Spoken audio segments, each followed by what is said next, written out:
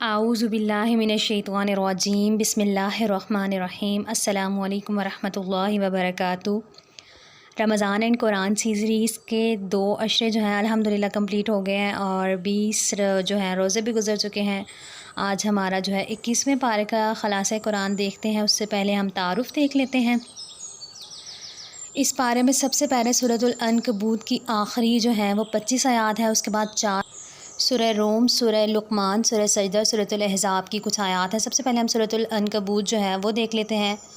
اس میں آیت نمبر 45 سے اس پارے کا آغاز ہو رہا ہے۔ سورۃ العنکبوت کی آیت نمبر 45 نماز و تلاوت قرآن کے بارے میں ہے۔ اللہ تعالیٰ نے فرمایا کہ اے نبی تلاوت کرو اس کتاب قرآن مجید کی جو تمہاری طرف وحی کے ذریعے بھیجی گئی ہے، اور نماز قائم کرو، یقیناً نماز فحاشی اور برے کاموں سے روکتی ہے، اور اللہ کا ذکر اس سے بھی زیادہ بڑی چیز ہے، اور اللہ جانتا ہے جو کچھ تم کرتے ہو۔ اس کے بعد آیت نمبر 48 سے لے کر 52 تک معجزہ رسالت کے بارے میں ہے۔ اس کے بعد آیت نمبر 56 سے 60 تک اللہ کی بندگی کے بارے میں ہے، اور آیت نمبر 61 سے 63 تک خالق کائنات کے بارے میں ہے۔ آیت نمبر 64 حقیقی زندگی کے بارے میں ہے۔ یہ آیت ہمیں بتاتی ہے کہ اس دنیا کی زندگی تو جی بہلانے اور کھیل تماشے کے سوا کچھ نہیں، حقیقی زندگی آخرت کا گھر ہے، کاش یہ لوگ جانتے۔ اس کے بعد آیت نمبر 65 سے 69 تک مشرکین کی بد اعتقادی کے بارے میں ہے۔ ان آیات میں مشرکین کی بد اعتقادی کا ذکر کیا گیا ہے کہ جب وہ سمندروں میں ہوتے ہیں تو اللہ کو پورے خلوص سے پکارتے ہیں، اور جب وہ خشکی پر ہوتے ہیں تو شرک کا ارتکاب کرتے ہیں اور اللہ کی نعمتوں کا انکار کرتے ہیں اور ناشکری کرتے ہیں۔ عنقریب انہیں معلوم ہو جائے گا کہ کیا یہ نہیں دیکھتے کہ ہم نے مکہ کو امن کی جگہ بنا دیا جہاں سے لوگ اچک لیے جاتے ہیں، پھر بھی یہ لوگ اللہ کی قدردانی نہیں کرتے۔ اس سے بڑا ظالم کون ہوگا جو اللہ پر جھوٹ باندھے یا حق کو جھٹلائے؟ کہ ایسے کافروں کا ٹھکانہ جہنم نہیں، مگر جو لوگ ہماری خاطر جدوجہد کریں انہیں ضرور ہم اپنے راستے کی ہدایت کریں گے، اور تحقیق اللہ کے نیکوکاروں کے ساتھ ہے۔ یہاں پر جو ہے سورۃ العنکبوت کی آیات جو ہیں وہ مکمل ہوتی ہیں۔ آگے سے سورہ روم شروع ہوتی ہے، وہ دیکھ لیتے ہیں۔ اس سورہ کے آغاز والی آیات میں ہی قرآن کی پیشن گوئی ہے۔ یہاں سے سورہ روم شروع ہوتی ہے۔ یہ آیات ہمیں بتاتی ہیں کہ رومی قریب کی زمین میں مغلوب ہو گئے ہیں، اور اپنی اس مغلوبیت کے بعد چند سالوں کے اندر وہ غالب آ جائیں گے۔ اللہ ہی کا اختیار پہلے بھی تھا اور بعد میں بھی، اور وہ دن ہوگا جب اللہ کی بخشی ہوئی فتح پر مسلمان خوشیاں منائیں گے۔ اللہ نصرت عطا فرماتا ہے جسے چاہتا ہے، وہ زبردست اور رحیم ہے۔ یہ وعدہ اللہ نے کیا ہے، اللہ کبھی اپنے وعدے کے خلاف نہیں کرتا، مگر اکثر لوگ جانتے نہیں۔ اس کے بعد آیت نمبر 14 سے 16 تک یوم آخرت کے بارے میں ہے، اور اس کے بعد آیت نمبر 20 سے 27 اللہ کی 12 نشانیوں کے بارے میں ہے۔ یہ آیات ہمیں اللہ کی 12 نشانیوں کے بارے میں بتاتی ہے۔ اللہ نے انسان کو مٹی سے پیدا کیا، تمہاری جنس سے تمہارے لیے بیویاں بنائی تاکہ تم سکون حاصل کرو، اور جوڑوں کے دلوں میں ایک دوسرے کے لیے شفقت و محبت پیدا کی۔ آسمان و زمین کی پیدائش بھی اس کی نشانیوں میں سے ہے۔ ایک آدم سے پیدا ہونے کے باوجود تمہارے رنگ مختلف ہیں، تمہاری زبانوں کا اختلاف بھی اس کی نشانیوں میں سے ہے۔ اس کی ایک نشانی یہ ہے کہ انسان دن کو محنت کر کے اللہ کا فضل تلاش کرتا ہے، اور ایک نشانی یہ ہے کہ رات کو آرام کرتا ہے۔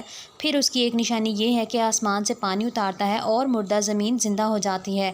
اس کی ایک نشانی یہ بھی ہے کہ زمین و آسمان اس کے حکم سے قائم ہے۔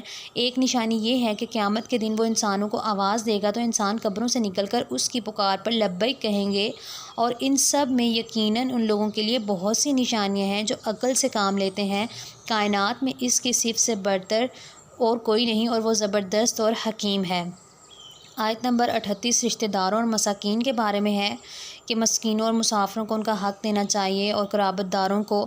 اس کے بعد اسی سورہ کی جو آیت نمبر 39 ہے وہ زکوٰۃ کے بارے میں ہے۔ اس آیت میں حکم خداوندی ہے کہ جو سود کا کاروبار کرتے ہیں لوگوں کے اموال میں شامل ہو کر بڑھ جائے، اللہ کے نزدیک وہ بڑھتا نہیں، اور جو زکوٰۃ تم اللہ کی خوشنودی حاصل کرنے کے لیے دیتے ہو اس کے دینے والے در حقیقت اپنا مال بڑھاتے ہیں۔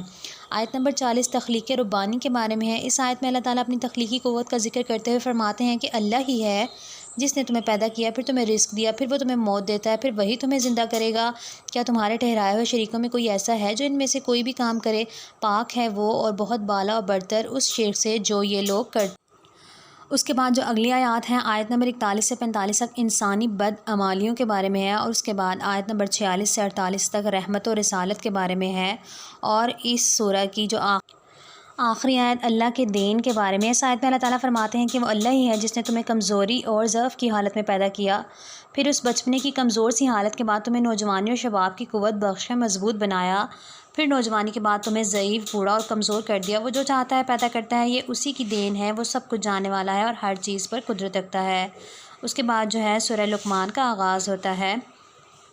سورہ لقمان جو ہے یہ مکی صورت ہے اور ان کی سے جو پہلی آیات ہیں سورہ کی آیت نمبر 1 سے لے کر 5 تک کامیاب لوگوں کے بارے میں ہے۔ اللہ تعالیٰ ان آیات میں بتاتے ہیں کہ یہ کتاب حکیم کی آیات ہیں جو حکمت سے لبریز ہیں۔ نیک لوگوں کے لیے یہ ہدایت اور رحمت ہے جو نماز قائم کرتے ہیں، زکوٰۃ دیتے ہیں اور آخرت پر یقین رکھتے ہیں۔ یہی لوگ اپنے رب کی طرف سے راہ راست پر ہیں اور یہی فلاح پانے والے ہیں۔ اس کے بعد آیت نمبر 6 میں ہے کہ لغو باتوں کا کاروبار۔ اس آیت میں ایسے انسانوں کے بارے میں بتایا گیا ہے کہ جو لغو اور بیہودہ کلام خریدتے ہیں تاکہ نادانی میں لوگوں کو راہ خدا سے گمراہ کر دیں اور اس کی راہ کا مذاق اڑائیں۔ ایسے لوگوں کے لیے ذلت میں ڈالنے والا عذاب ہوگا۔ لغو باتوں سے مراد ایسی باتیں ہیں جو آدمی کو اپنے اندر مشغول کر کے ہر دوسری چیز سے غافل کر دیں۔ بے راہ روی پیدا کرنے والا لٹریچر، افسانے، ناول، گانا بجانا اور اس طرح کی دوسری چیزیں لغو باتیں ہیں۔ اس کے بعد آیت نمبر 10 سے 11 تک اللہ کی تخلیق کے بارے میں ہے۔ یہ آیات ہمیں بتاتی ہیں کہ اللہ نے آسمانوں کو بغیر ستونوں کے پیدا کیا، زمین میں پہاڑ گاڑ دیے تاکہ وہ تمہیں لے کر ڈگمگا نہ جائے، اور اس میں ہر طرح کے جانور پھیلا دیے، اور آسمان سے زمین پر پانی برسایا اور زمین پر ہر قسم کی عمدہ چیزیں اگا دیں۔ یہ ہے اللہ کی تخلیق۔ اب ذرا مجھے دکھاؤ اللہ کے سوا دوسروں نے کیا پیدا کیا ہے، بلکہ ظالم لوگ صریح گمراہی میں ہیں۔ اس کے بعد آیات نمبر 12 سے 19 تک لقمان حکیم کی اپنے بیٹے کو 12 نصیحتیں ہیں۔ یہ آیت ہمیں بتاتی ہے کہ اللہ نے لقمان کو حکمت و دانائی عطا کی تھی تاکہ وہ اللہ کا شکر گزار ہو، اور جو کوئی شکر کرے تو اس کا شکر اس کے اپنے ہی لیے مفید ہے، اور جو کوئی کفر کرے تو حقیقت میں اللہ بے نیاز ہے اور آپ سے آپ محمود ہے۔ لقمان نے اپنے بیٹے کو مندرجہ ذیل جو 12 نصیحتیں کی تھیں نا، وہ میں اب آپ کو بتاتی ہوں۔ سب سے پہلے شرک کرنا۔ لقمان نے اپنے بیٹے کو کہا کہ خدا کے ساتھ کسی کو شریک نہ کرنا، یہ بہت بڑا ظلم ہے۔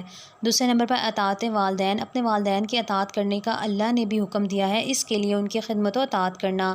تیسرا ہے والدین سے حسن سلوک۔ والدین سے حسن سلوک سے پیش آؤ، اگر وہ شرک یا بے دینی کا حکم دیں تو نہ ماننا۔ چوتھے نمبر پر توحید۔ بیٹا کوئی چیز رائی کے دانے کے برابر کسی چٹان، آسمان یا زمین میں ہو تو اللہ اس سے باخبر ہے اور وہ باریک بین ہے۔ پانچویں ہے نماز۔ بیٹا نماز قائم کرو اور اللہ کو یاد کرو۔ چھٹے نمبر پر ہے نیکی۔ بیٹا ہمیشہ نیکی کا حکم دے۔ ساتویں نمبر پر ہے بدی، برائی اور بدی سے لوگوں کو منع کرو۔ آٹھویں نمبر پر ہے صبر، جو بھی مصیبت آ جائے اس پر صبر کرو۔ نویں نمبر پر ہے تکبر، لوگوں سے منہ پھیر کے بات نہ کرو اور تکبر نہ کرو۔ 10ویں نمبر پر ہے اکڑو مت، زمین پر اکڑ کر مت چلو، اللہ کسی خود پسند اور فخر جتانے والے کو پسند نہیں کرتے۔ آگے 11ویں نمبر پر ہے میانہ روی، اپنے معاملات اور اعتدال میں میانہ روی اختیار کرو۔ اور اس کے بعد ہے ہلکی آواز۔ بیٹا گفتگو میں اپنی آواز اور لہجہ ہلکا رکھو، گلا پھاڑ کر گدھے کی طرح آواز نکالنا ٹھیک نہیں۔ گدھے کی آواز سب آوازوں میں بہت بری ہے، اس لیے انہوں نے یہ جو ان کو 12 نصیحتیں کی تھیں نا، اس میں ایک یہ والا پوائنٹ بھی ہے۔ اس کے بعد آیت نمبر 34 میں 5 غیب کی باتوں کے بارے میں ہے۔ اس آیت میں اللہ نے 5 غیب کی باتوں کا ذکر کیا جن کو صرف اللہ ہی جانتا ہے۔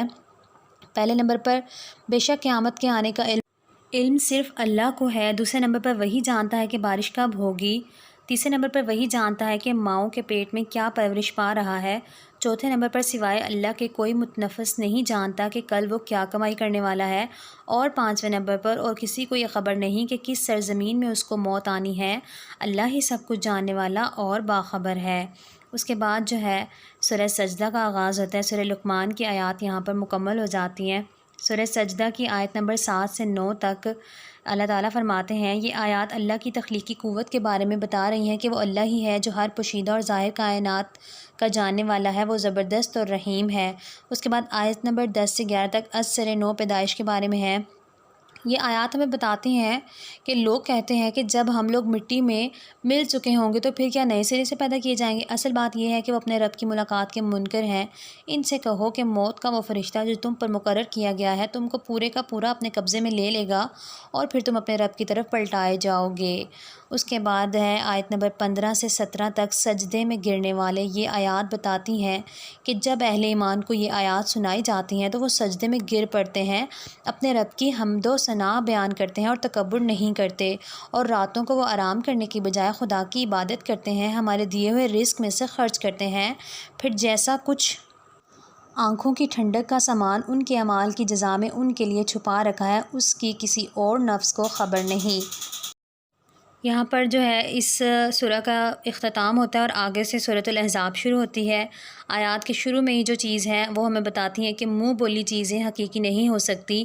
انسان بیک وقت مومن و منافق، سچا اور جھوٹا، نیک و بد نہیں ہو سکتا۔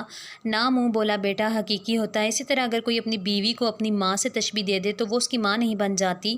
ماں وہی ہے جس نے اس آدمی کو جنا۔ منہ بولے بیٹوں کو ان کے باپوں کی نسبت سے پکارو، یہ اللہ کے نزدیک زیادہ منصفانہ بات ہے۔ اگر ان کے نسب کا علم نہ ہو تو وہ تمہارے دینی بھائی ہیں، خواہ مخواہ کسی اور نسبت سے نہ ملاؤ۔ بہرحال اور نادانستہ بات پر تمہاری کوئی گرفت نہیں، مگر جان بوجھ کر ایسی بات کہنا قابل گرفت ہے۔ اللہ درگزر کرنے والا اور رحیم ہے۔ اچھا، یہاں پر ایک بات میں آپ لوگوں سے کروں گی کہ جب ہم کوئی بھی معاشرے میں، ہمارے سوسائٹی میں کوئی بچہ اڈاپٹ کرتا ہے نا، تو جس انسان نے بچہ اڈاپٹ کیا ہے نا، ولدیت اس کی نہیں لکھی جاتی، جس کا وہ بچہ ہے نا ولدیت اسی کی لکھی جائے گی۔ اسی لیے قرآن پاک میں جو ہے وہ سختی سے منع کیا گیا ہے کہ منہ بولے جو رشتے ہیں نا ان کو نہیں بنانا چاہیے۔ اچھا، اس کے بعد اگلی آیات جو ہیں وہ ازواج مطہرات کے بارے میں ہے۔ یہ آیات ہمیں بتاتی ہیں کہ نبی کی ذات اہل ایمان کے لیے ان کی اپنی ذات سے مقدم ہے، اور حضور صلی اللہ علیہ وسلم کی ازواج مطہرات کے مقام کی بلندی کا تذکرہ کرتی ہیں، اور یہ کہ نبی کی بیویاں مومنین کی مائیں ہیں۔ ہر مومن کے لیے ان کا احترام ضروری ہے، اور کتاب اللہ کی روح سے عام مومنین و مہاجرین کی نسبت رشتہ دار زیادہ حقدار ہیں۔ البتہ اگر تم اپنے رفیقوں کے ساتھ کوئی بھلائی کرنا چاہتے ہو تو یہ حکم کتاب الہی میں لکھا ہوا ہے، اور نبی مومنین کی جانب پر خود ان سے زیادہ حق رکھتے ہیں۔ نبی کی بیویاں مومنین کی مائیں ہیں، میراث میں عام مومنین کی نسبت رشتہ دار زیادہ حقدار ہیں۔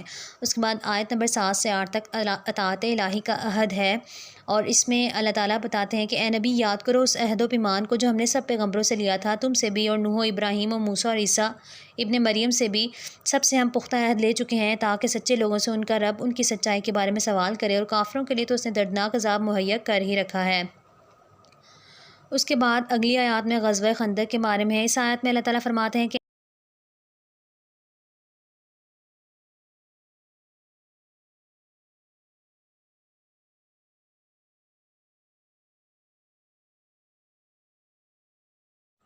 اے ایمان والو، اللہ کی وہ نعمت یاد کرو جو اس نے تم پر کی، جب لشکر تم پر چڑھ آئے تھے تو ہم نے ان پر آندھی بھیجی اور تمہیں نظر نہ آنے والے لشکر بھیجے، اور جو کچھ تم کر رہے تھے اللہ اسے خوب دیکھ رہا تھا۔ یعنی کہ محاصرے کو تقریباً 1 مہینہ گزر چکا تھا۔ غزوہ خندق میں سرد ترین موسم میں سرد ترین آندھی چلی، دشمن کے پاؤں اکھڑ گئے۔ نظر نہ آنے والے لشکر سے مراد فرشتے ہیں۔ اللہ نے غائبانہ طور پر مسلمانوں کی مدد فرمائی تھی۔ اس کے بعد اگلی آیات، آیت نمبر 21 میں بہترین نمونہ زندگی کے بارے میں ہے۔ یہ آیت ہمیں بتاتی ہے کہ حقیقت یہ ہے کہ تم لوگوں کے لیے اللہ کے رسول میں ایک بہترین نمونہ ہے، ہر اس شخص کے لیے جو اللہ اور یوم آخرت کا امیدوار ہو اور کثرت سے اللہ کو یاد کرے۔ اس آیت کی تفسیر میں کچھ مفسرین نے لکھا ہے کہ رسول جہاد کے تمام مراحل یعنی جنگی مشقت، خندق کھودنا، محاصرہ کی بھوک پیاس اور جنگ میں استقامت وغیرہ میں ایک بہترین نمونہ تھے، اور اللہ نے یہ نہیں فرمایا کہ صرف اسی لحاظ سے رسول کی زندگی نمونہ ہے، بلکہ متعلقاً نمونہ قرار دیا۔ لہٰذا اس آیت کا تقاضا یہ ہے کہ مسلمان ہر معاملے میں رسول کی زندگی کو اپنے لیے نمونہ سمجھیں اور اس کے مطابق اپنی سیرت کردار کو ڈھالیں۔